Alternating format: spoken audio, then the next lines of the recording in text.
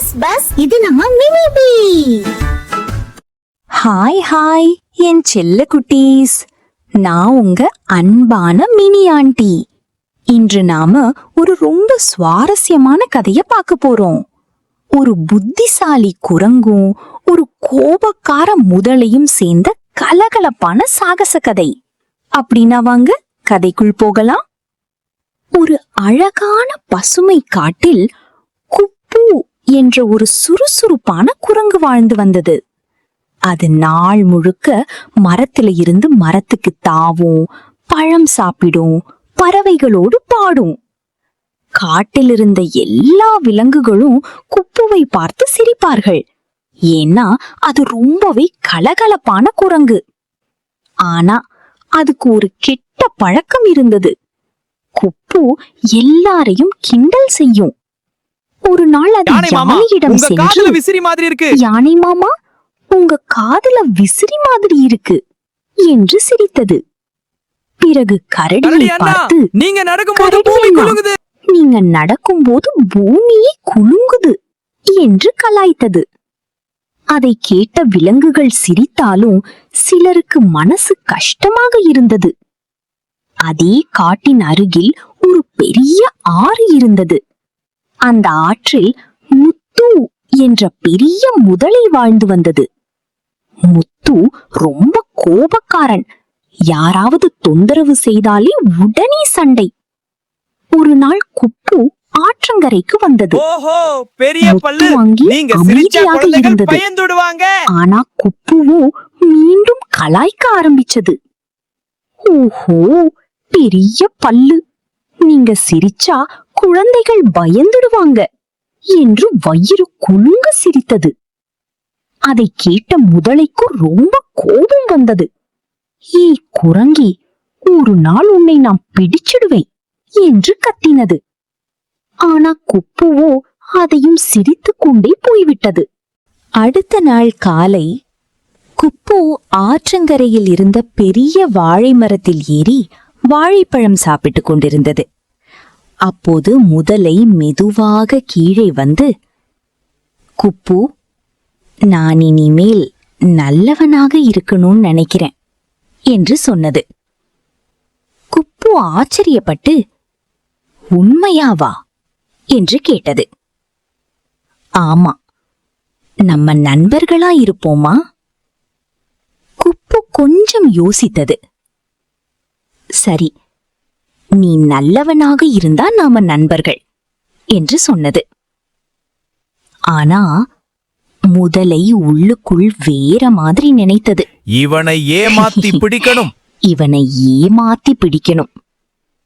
அப்புறம் முதலை சொன்னது, ஆற்றின் மறுபுறம் ஒரு தங்க மாம்பழ மரம் இருக்கு.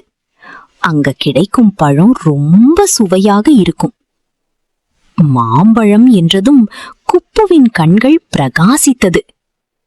என்ன கூட்டிட்டு போவியா என்று கேட்டது. ஆமா, என் முதுகில் ஏறு. குப்புவும் மகிழ்ச்சியாக முதலையின் முதுகில் ஏறியது. முதலை மெதுவாக ஆற்றில் நீந்த ஆரம்பித்தது. ஆற்றின் நடுவில் சென்றபோது முதலை திடீரென்று சிரிக்க ஆரம்பித்தது. ஹஹஹஹா. குப்பு பயந்து, என்னாச்சு என்று கேட்டது. நான் உன்னை நண்பனாக அழைக்கல.